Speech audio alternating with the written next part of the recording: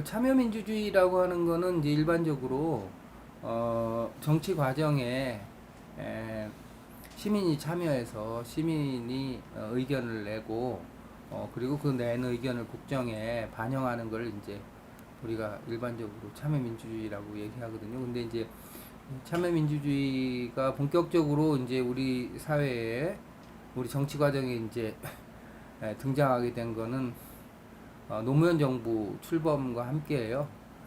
그런데 이제 그 당시에 참여라고 하는 것의 실제적인 의미는 어, 그 정치에 있어서 시민들의 다양한 목소리를 이제 정치 과정에 담아낸다는 것이었고, 그래서 이제 당시에 그 다양한 시민단체들의 의견을 의사결정에 이제 반영하는 형태로 됐어요. 그래서 당시에 가장 그 흔하게 쓰인 말이 이제 협의회라고 하는 것이었거든요. 시민단체가 시민의 의견을 담아서 그 시민단체의 의견을 국정에 반영한다라고 하는 식으로 이제 라는 참여정치, 참여민주주의라는 말이 이제 많이 쓰였는데, 근데 이제 이 참여민주주의가 갖고 있는 이제 한계랄까 이제 그런 거는, 그 말 그대로 다원화된 사회에서 소위 말하는 다중의 의사를 직접적으로 결집하는 형식이 아니라 시민단체가 그것을 대변하는 형식으로 진행이 되었다라는 점 하나하고, 그 다음에 참여에서는 말 그대로 사람들의 참여하는 사람들의 수를 중시하기 때문에 사람들의 내용의 질적인 차이와 그 질적인 차이를 어떻게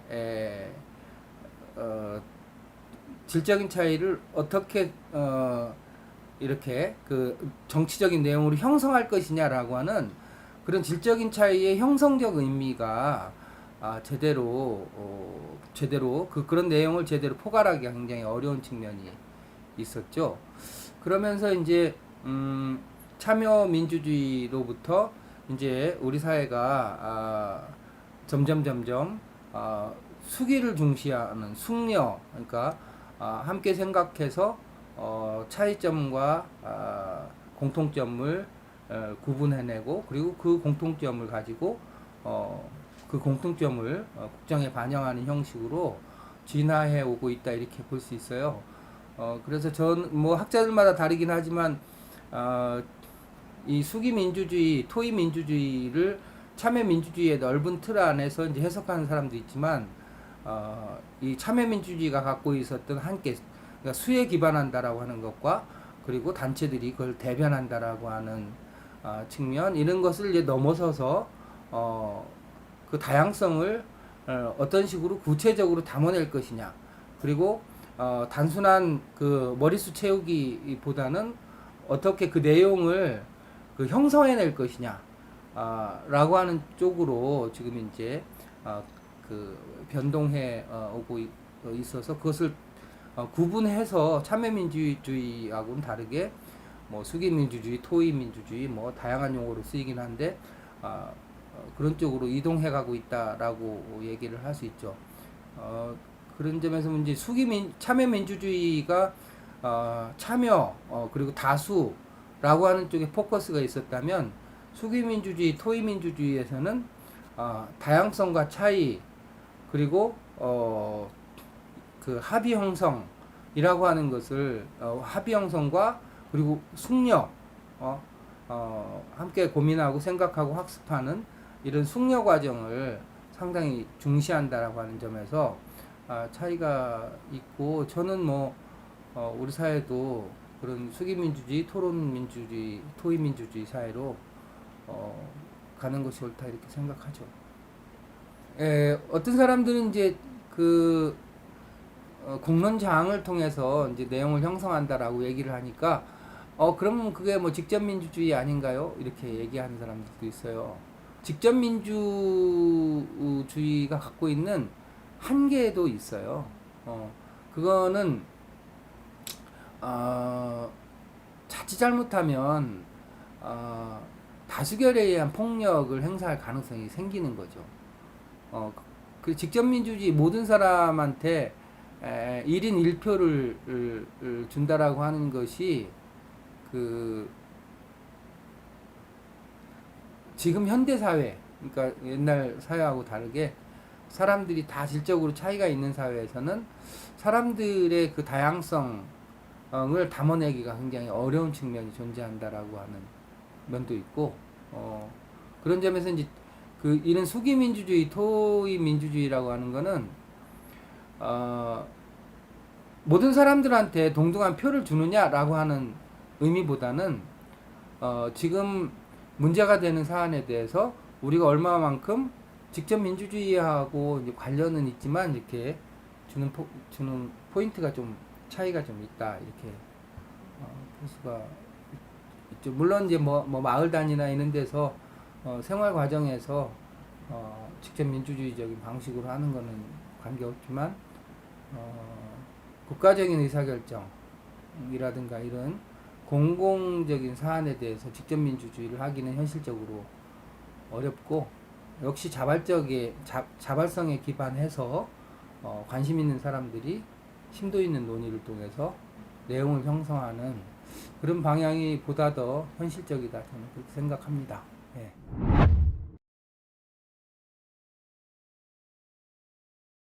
저희 한국공론포럼이 이제 굉장히 좀 특이하게 국회 소속 단체로 돼 있어요. 2019년에 이제 국회에 정식으로 등록을 했는데, 사람들이 묻죠. 왜 행정부에다가 보통은 단체 등록을 하는데 한국공론포럼은 왜 국회에다 했느냐고. 그러면 이제 저는 원래 두 가지 측면인데, 하나는 행정이라고 하는 것이 갖고 있는 성격이 뭔가요? 그건 집행이라는 거잖아요. 집행 관련된 단체, 그 정부 기구에 등록을 하게 되면 일을 하더라도 국민의 의사를 형성하는 쪽보다는 그 결정된 내용을 어떻게 집행할 것이냐라고 하는 쪽에 포커스가 맞춰질 수밖에 없고, 주로 하는 과제도 그렇게 진행될 수밖에 없잖아요. 우리들이 실제로 파트너로 삼아야 될 거는 오히려 그 민의 전당이라고 하는 국회 쪽하고 관계 를 맺는 것이 국민 의사를 형성하는 데 훨씬 더 바람직하겠다 이렇게 생각이 들고, 아무리 공론장을 만들어서 논의를 한다고 하더라도 뭐 그냥 자죽적인 공론장이라면 뭐 상관없지만, 결국은 공론장의 중요한 목표 중에 하나가 논의된 것을 법과 제도로 만들어내야 되잖아요. 그런 측면에서 보면 국회라고 하는 국가기구와 시민사회라고 하는 것 사이에 긴장은 유지하더라도 어쨌든 그 과정은 굉장히 그 존중을 해야 되고, 그래서 국회를 통해서 시민들의 모아진 소위 말하는 공론을 국회라고 하는 민의 전당을 통해서 관철을 하려고 하는 이제 그런 의지로 국회에다 이제 공론 포럼을 등록을 하게 됐고요. 뭐 작년에 만들어서 지금 이제 막 활동을 이제 전개해 가는 상황이죠. 작년에는 국회에서 이제 저희들은 단체 베이스로 하는 것이 아니라 어떤 특정한 이슈를 가지고 그 이슈에 동의하는 사람들이 자발적으로 모인 사람들이 논의를 통해서, 말 그대로 숙려된 논의를 통해서 내용을 형성하고, 그 형성된 내용을 공공기관에, 국회를 비롯한 공공기관에 전달하는 방식이란 말이에요. 그렇게 진행을 해왔고, 작년에는 주로 이제 작년에 제일 처음에 한 것은 우리가 그 공론장을 연다고 할 때 공론장이 기본적으로 지켜야 될 원칙이 무엇이냐, 공론장 운영에 있어서의 원칙이 무엇이냐라고 하는 것을 시민들이 스스로 이렇게 이제 만들어보는 공론장의 기준을 만드는 공론장을 열었었고, 청년 문제를 좀 다뤘었죠. 근데 청년 문제를 뭐 세대 갈등의 측면 그런 게 아니라 청년 내부에 청년들 내부의 칸막이가 굉장히 심하거든요. 상호 이해가 부족하니까. 그래서 청년들 내부의 다양한 칸막이를 어떻게 제거할 것이냐라고 하는 그런 공론장을 청년들하고 함께 열었었고, 올해 이제 지금 코로나 때문에 이제 조금 어려움은 있었는데, 올 하반기에 저희들이 집중적으로 하려고 하는 거는 이제 공공의료 관련해 가지고 사람들의 의견을 공론장을 열어서 사람들의 의견을 결집해서 국가에 전달하는 그런 공론장을 지금 이제 열려고 하고 있고요. 우리는 우리가 갖고 있는 굉장히 큰 특색이라면 그거죠. 단체를 중심으로 의견을 형성을 하는 것이 아니라 개인을, 기본적인 단위가 이미 개인화된 사회이기 때문에 개인들의 의견이 엘리멘트가 되는 거죠. 그래서 그 모아진 개인들, 이제 우리가 일반적으로 공중이라고 얘기하는데, 그 공중의 의견을 충분한 정보와 논의를 통해서 결집하고, 그 결집된 의견을 공공기관에 전달하고 또 그 압력을 행사하는 그런 목적이고요.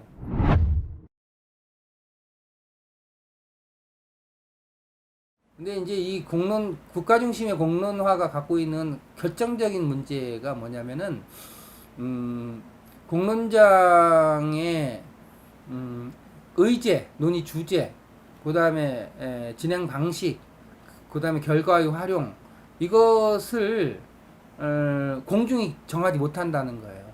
공중은 그냥 동원되는 거죠. 역시 참여민주주의 방식으로 동원되는 것이고, 논의 결과를 어떻게 활용할 것인지도 국가에서 그냥 정하는 거예요.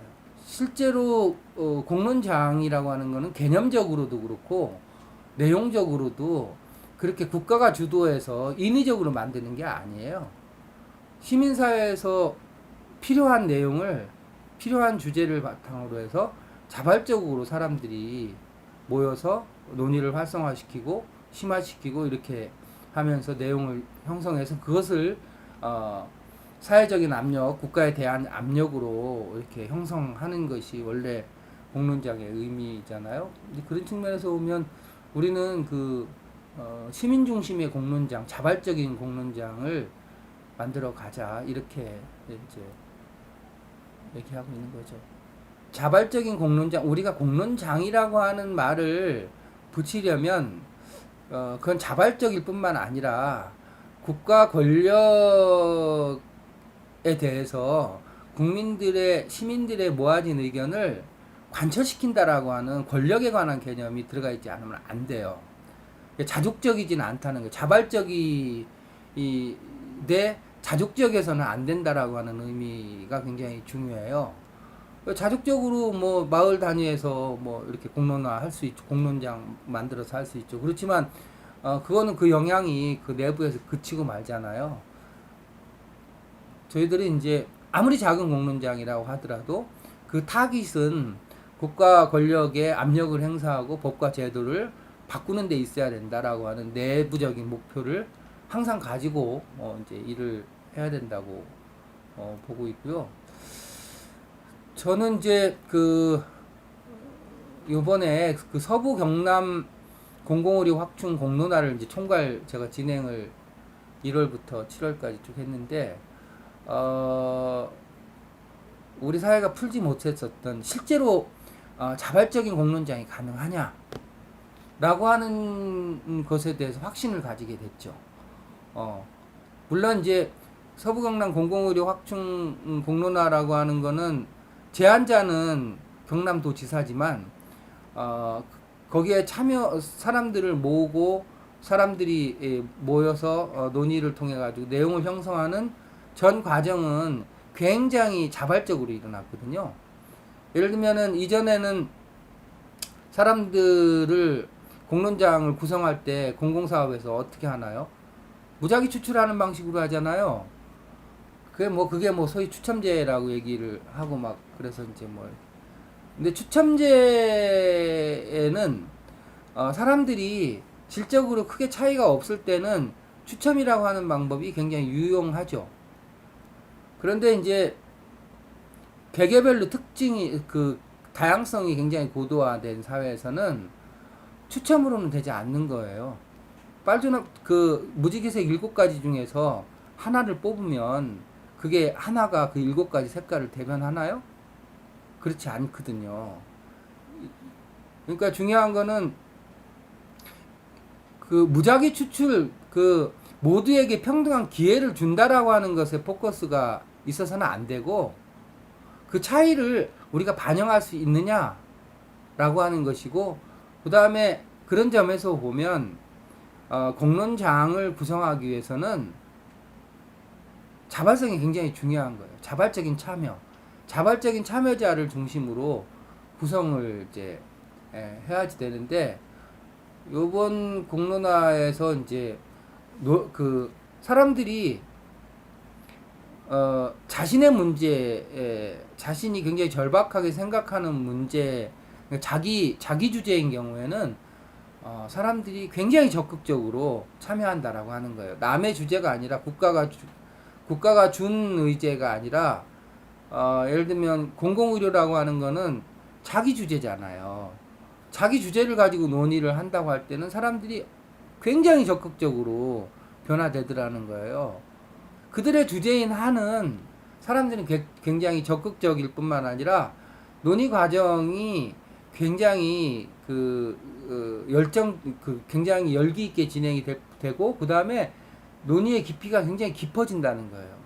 결국은 자신의 문제로 인식할 때 상당히 그 논의에 대한 관심과 논의 수준이 굉장히 높아질 수 있다라고 하는 것을 확인을 한 거죠.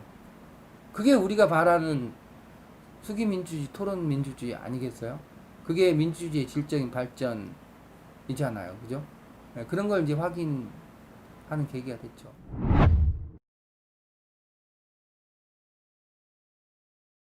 한번 생각해 봅시다. 지금 이제 그 코로나가 한창인 상황에서 또 공공의료에 관해서 정부하고 의료계하고 지금 극심한 갈등을 지금 겪고 있잖아요. 근데 공공의료는 남의 문제가 아니잖아요. 모든 국민들은 한 달에 몇만 원씩 그 의료비를 내요. 다 원천징수 하잖아요. 그러면 국민으로서 그리고 그 의료라고 하는 거는 모두한테 굉장히 중요한 문제잖아요. 근데 지금 그 의료계 사람들이 국민을 대표한다고 할 수 있나요? 물론 부분적으로 대표하겠죠. 그런가 하면 정부의 저런 정책이 국민과 원만한 소통을 통해서 나온 게 아니잖아요.